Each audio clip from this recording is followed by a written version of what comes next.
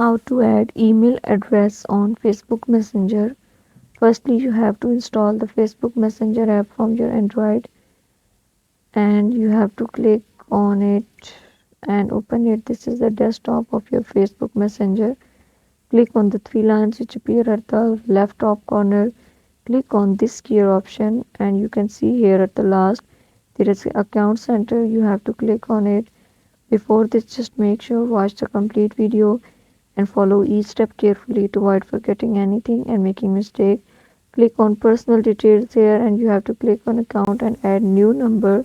You can see add email. You can add your email instead of your phone number and write email here, like I am writing whatever email is. Then you have to click on next, and this way the email will be added on your Facebook Messenger. This is for both Android as well as for iPhone. Just make sure watch the complete video and comment, liking, sharing and subscribing to our channel for more valuable content in the future. Your engagement is highly appreciated. I wish you very good luck. Thank